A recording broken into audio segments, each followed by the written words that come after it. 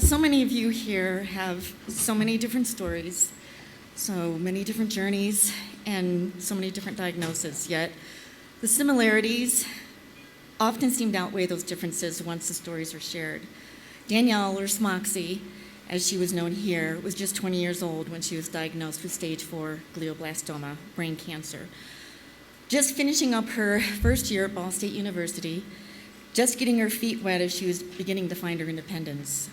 As any parent can attest, I would have traded places with her in a heartbeat if that was even an option, but since that wasn't a possibility, the mother bear instinct kicked in full force, or as Smoxy referred to me, the smother instinct.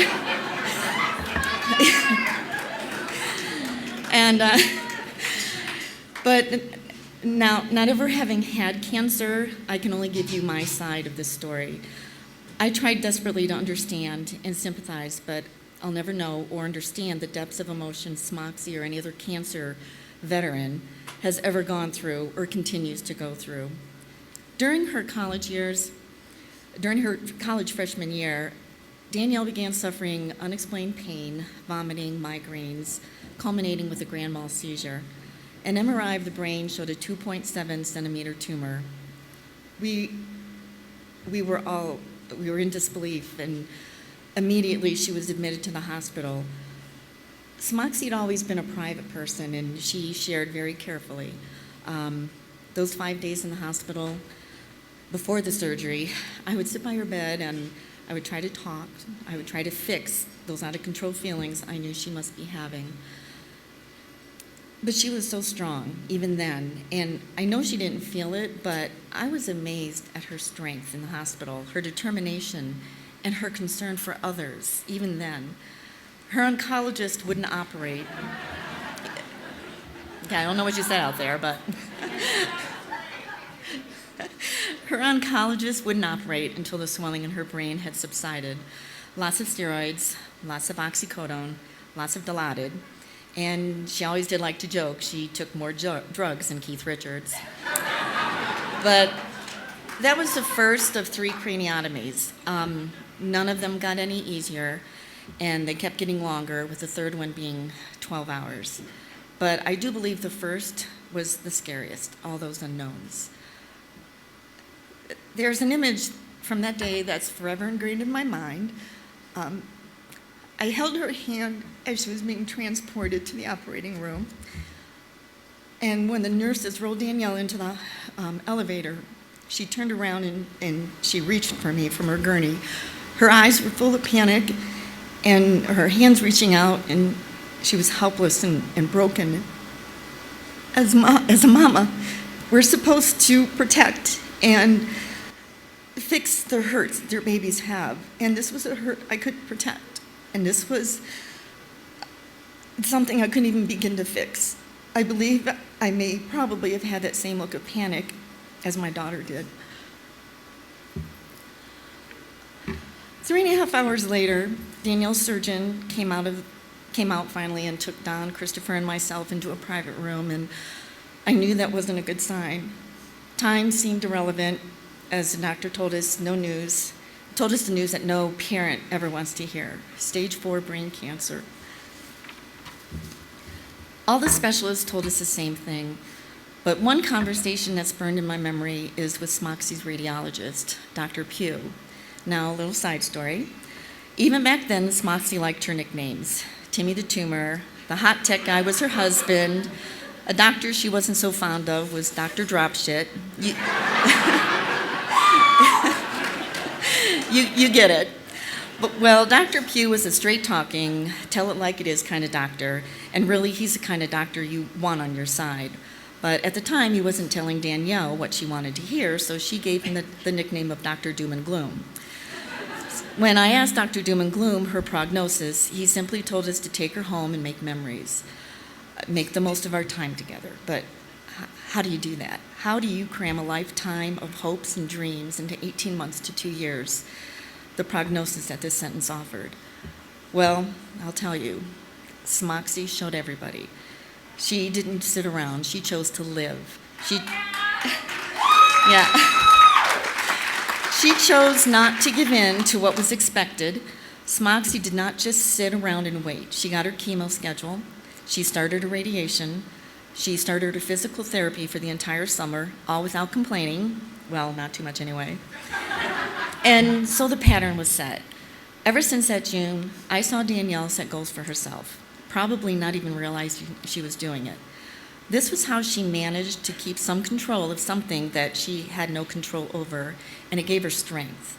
Graduating in 4.5 years while completing 45 days of radiation, countless rounds of chemo, MRIs every 2 to 3 months, not to mention having 2 surgeries while in college. Smoxy was a badass.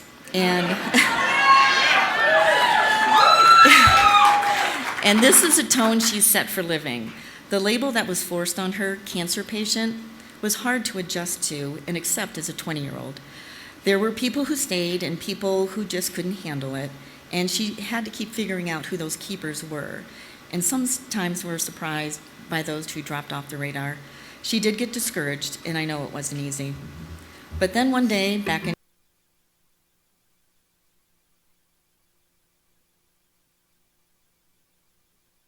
you don't know how to kayak, Colorado's way too far away, and oh yeah, you have cancer. Danielle, of course, didn't listen to a word I said, and when she told me it was a free camp, I really didn't believe it then. But off she went anyway, and I never did know how to say no to her. She texted me a few times, but insisted she didn't get reception in the mountains. Like, I really believe that one. I picked her up from the airport after that week, and she never shut up. I think I mentioned that Smoxy didn't share too freely, but put her on the subject of first ascents, and oh my God, let the talking begin. I tried to follow her lingo, a level 3 rapid, a rollover, nicknames. And speaking of which, how did Smoxy even become a nickname? And this was such a good story, and she loved telling it. My Danielle smiled all the time, and yet she had this really deep anger underneath. And smile was an oxymoron. Smile, oxymoron, Smoxy. From that week on, she was hooked, and so was I. Smoxy talked about Minty and and oh my gosh, Lisa, Butch, I forgot your name. Wombat, right?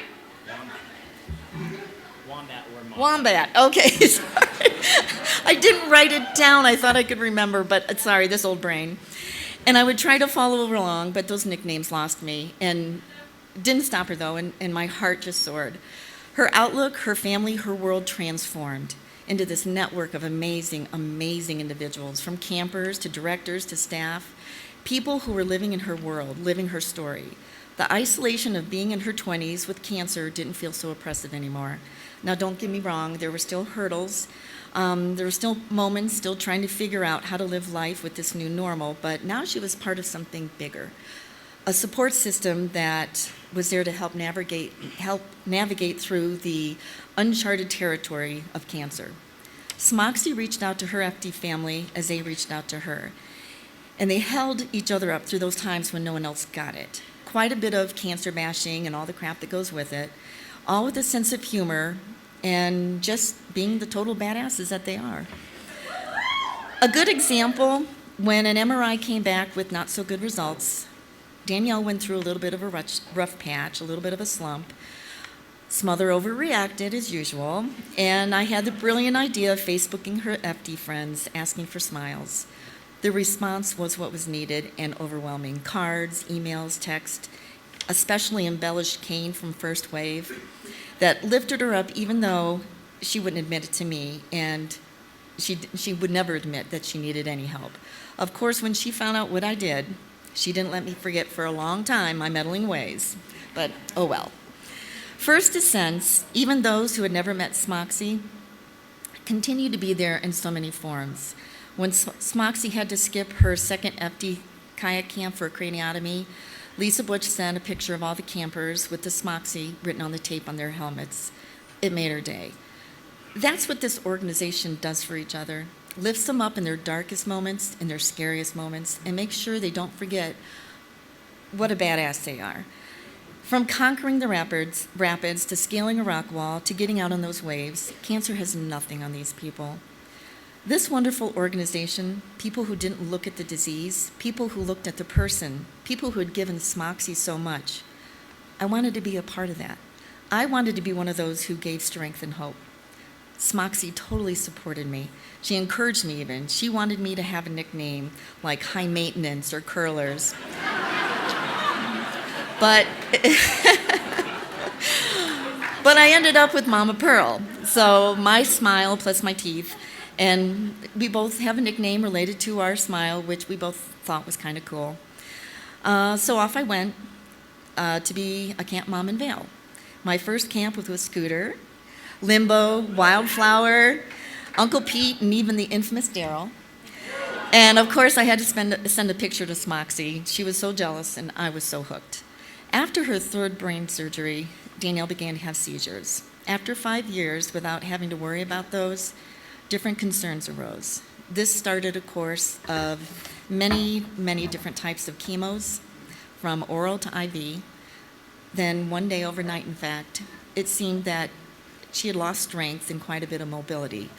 Doctors never really said what happened, but we believe Danielle had a small stroke. Once again, instead of being beaten down, Smoxy signed up for physical therapy, ordered her custom leg brace, decorated it with tumor suck and first descent stickers, taught herself to use her left hand, and signed up for Costa Rica FDX. That was how Smoxy rolled. She took the outliving it mantra and she made it her way of life. She came out to help FD with the Denver Rock and Roll Marathon, visiting Spidey Cakes, hitting the 80s party in the process. She didn't bat an eye as she boarded the plane for Costa Rica with her pink hair, leg brace, and her ever-growing collection of tattoos. She couldn't wait to tell me about the offer from some hot island guy to get on the back of his motorcycle to get back to camp, which of course she wouldn't turn down. But I could see Danielle slowing down. She slept more, she was losing strength, and she fell a lot more. She had to give up her car, and I became her chauffeur. I totally didn't mind and loved seeing her as much as I could. I'm not sure the feeling was mutual, but that loss of independence was tough. She wouldn't hear of moving back home, and I was pretty much a fixture at her apartment. Then last January, her words began to occasionally jumble, and the text didn't always make sense. I didn't make a big deal about it, but I kept an even closer eye on it. She didn't fight the wheelchair so much anymore, and she decided to name him Wally.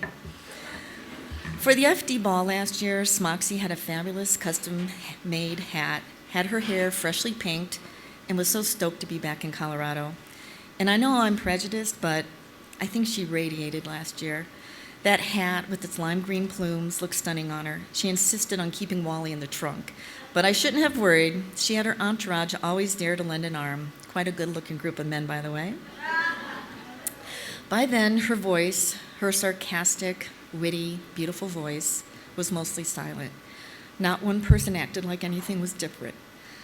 Included her in their conversations, sat with her, and made sure she was enjoying herself.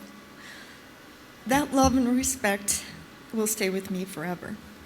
A month and a half later, on May 15th, those same people, her FD family, kept her company in a different way throughout her last night. Surrounded her with love like only her FD family could. Braveheart would post silly, wonderful videos on Facebook, and I would play them for her.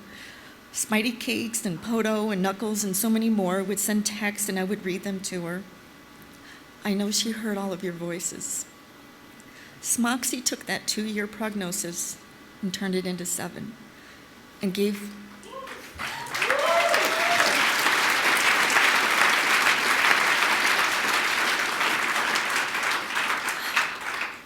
She gave life one hell of a ride, taking chances, living to the fullest. As Hunter S. Thompson said, buy the ticket, take the ride. And Smoxy definitely did. Thank you all for being so big a part of her life, and now a big part of our life. And we love you all, and will always be here for FD. Thank you.